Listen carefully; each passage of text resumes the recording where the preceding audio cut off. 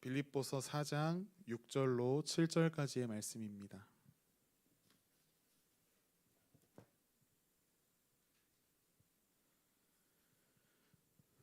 오늘 함께 나눌 하나님의 말씀 빌립보서 4장 6절로 7절까지의 말씀입니다.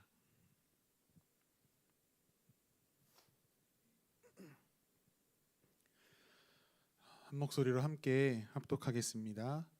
아무것도 염려하지 말고 다만 모든 일에 기도와 간구로 너희 구할 것을 감사함으로 하나님께 아뢰라. 그리하면 모든 지각에 뛰어난 하나님의 평강이 그리스도 예수 안에서 너희 마음과 생각을 지키시리라. 아멘. 염려를 이기는 방법이라는 제목으로 오늘 말씀을 나누겠습니다. 오늘도 예배의 시간과 자리를 기억하여 하나님을 예배하는 성도님들을 사랑하고 축복합니다. 신경 쓸 일이 한두 가지가 아닌 세상을 살아가고 있습니다. 많이 발전했지만 너무나 복잡한 세상을 살아갑니다. 그로 인하여 우리가 신경 써야 할 일들도 참으로 많아졌습니다. 그와 더불어 어린 시절에는 그렇게 고민하고 신경 쓸 일이 많지 않았는데 세월이 지날수록 신경 쓰고 고민해야 하는 일들이 더욱 많아지는 것 같습니다. 무엇을 먹을까? 무엇을 입을까? 무엇을 하며 살아갈까? 어떻게 미래를 준비해야 할까? 등등의 많은 고민들이 제 안에 있습니다. 또 여기 계신 성도님들은 지키고 또 돌보셔야 하는 가정들이 있기 때문에 또 자녀들이 있으시기 때문에 저보다 더 신경 쓰실 일이 많으실 것 같습니다. 나는 무엇을 먹지? 쟤는 뭘 먹이지? 난 뭘 입을까? 쟤는 뭘 먹일까? 이러한 고민들, 이러한 식으로만 생각해도 적어도 저보다 2배는 많으시리라 생각합니다. 우리의 삶 속에 찾아오는 이러한 고민들, 이러한 신경 쓰는 일들 모두 중요합니다.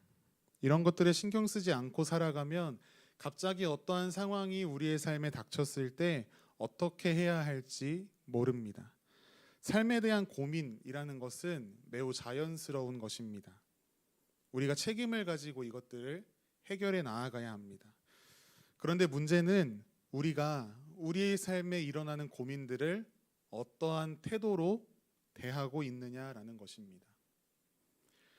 어떠한 일에 관심을 가지고 주의를 기울이는 것, 그것들은 우리에게 생산적인 결과들을 가져다 줍니다. 반면에 걱정하고 염려하며 근심하고 두려워하는 것은 그 문제에 대한 해결은커녕 더욱 상황을 악화시키기도 하는 것 같습니다.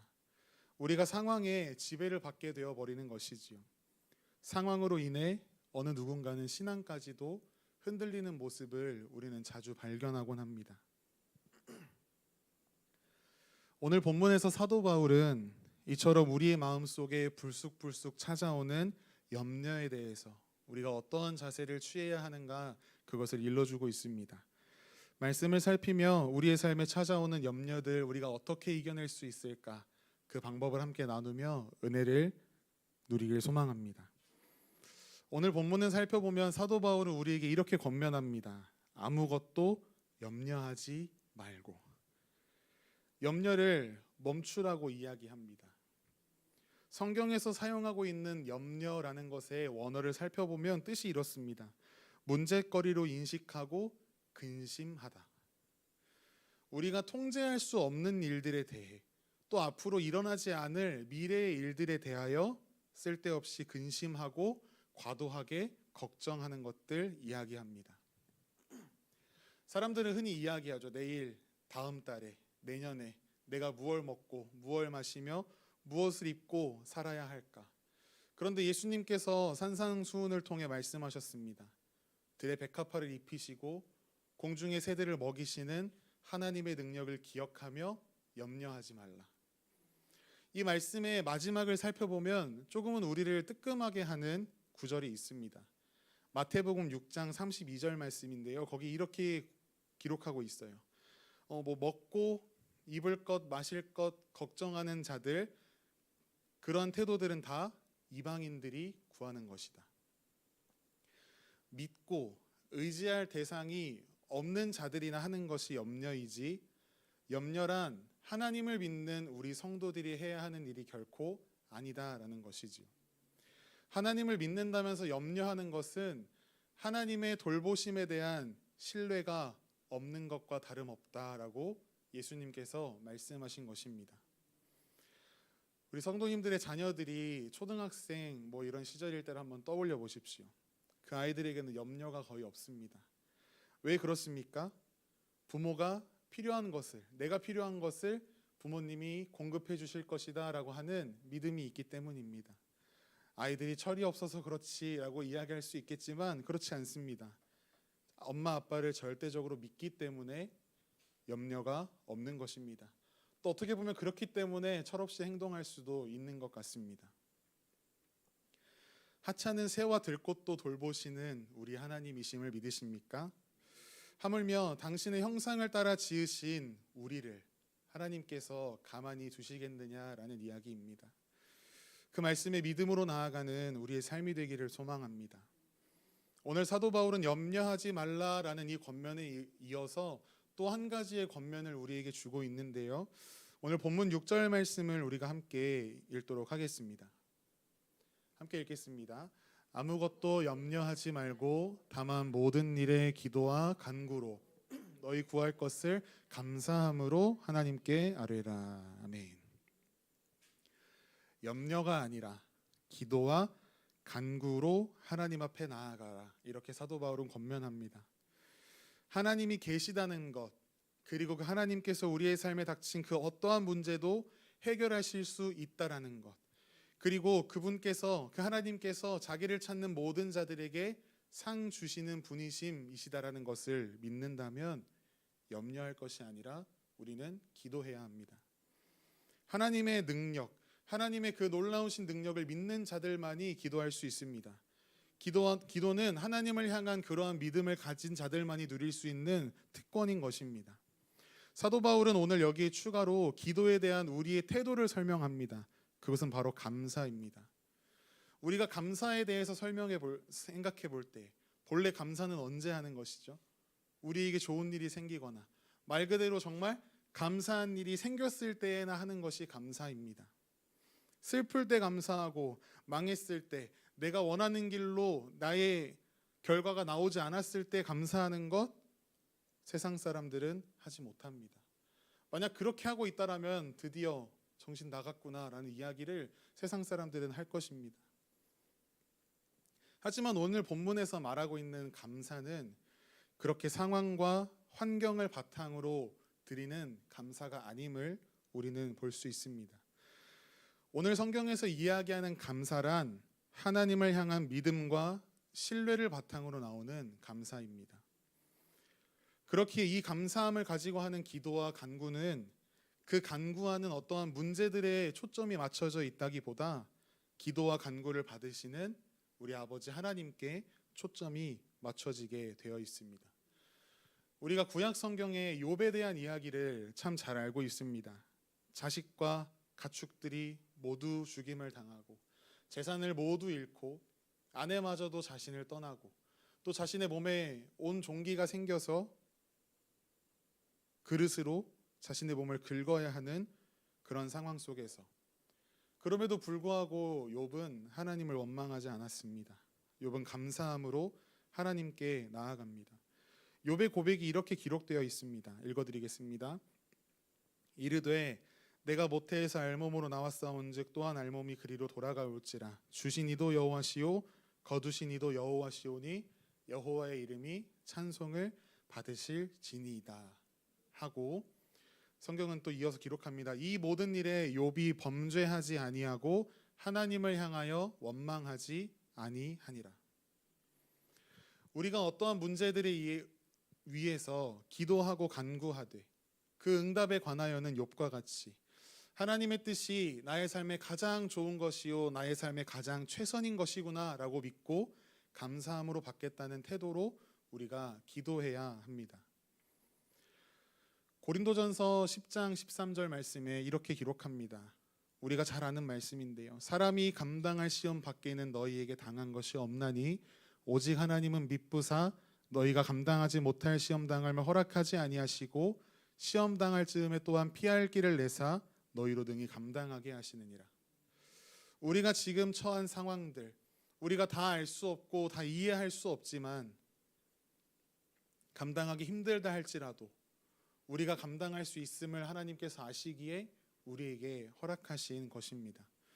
우리의 눈으로 볼 때 내 앞의 상황이 악하다 생각되고 정말 도움이 되지 않는 일이 나에게 일어난다라고 우리가 생각할지라도 하나님께서는 당신을 사랑하는 자들의 삶에 일어나는 모든 것을 합력하여 선을 이루시는 분임을 우리는 믿어야 합니다.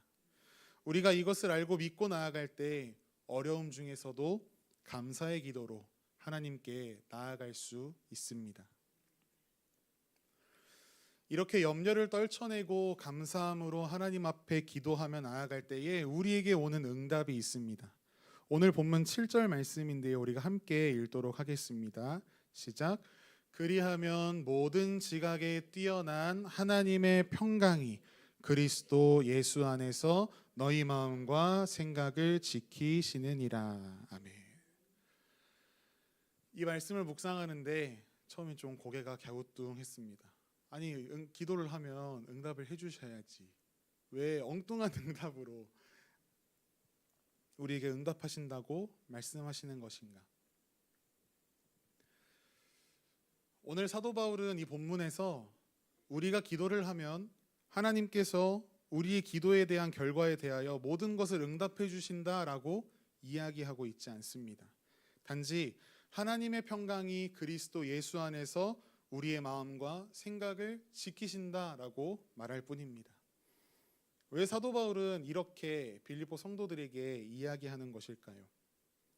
우리는 보통 생각합니다. 현재 나의 삶에 있는 문제가 해결되면 내 마음의 염려가 사라지고 안식이 찾아오겠지.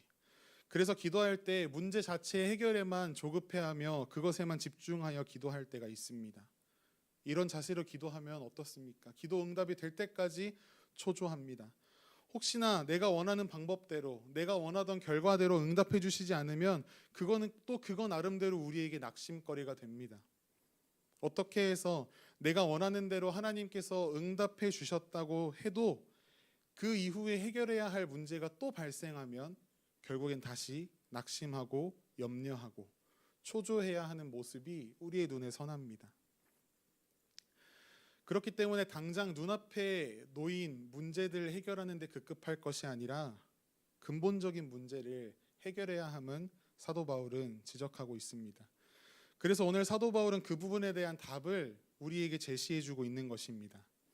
염려하지 말고 다만 모든 일에 기도와 간구로 감사함으로 하나님께 아뢰다면 너희가 어떠한 상황에 놓여 있든지 상관없이 모든 것에 뛰어나신 하나님의 평강이 너희의 마음과 생각을 지키실 것이다. 지금 사도 바울이 감옥에 갇힌 상황 속에서 이러한 권면을 하고 있다는 것이 너무나 놀랍지 않습니까? 사도 바울은 진정 자신이 편지하고 있는 그 내용들을 이미 삶으로 살아내고 자신이 그 삶에서 경험하고 얻어낸 그 답을 이 빌립보 성도들에게 함께 이러한 삶을 살아가지 않을래? 라고 이야기하고 있는 것입니다. 사랑하는 성도 여러분, 그 어떤 기도의 응답보다도 예수 그리스도 안에서 누리게 하시는 하나님의 평강이 가장 귀한 응답임을 믿으시길 바랍니다. 그러므로 필요해만 급급한 기도만을 하는 우리가 되지는 않기를 소망합니다. 우리의 기도의 시간이 우리가 예수 그리스도 안에 있음을 확인하며 그리스도의 평강이 우리의 마음을 주장하게 하시는 그 시간 되기를 간절히 소망합니다.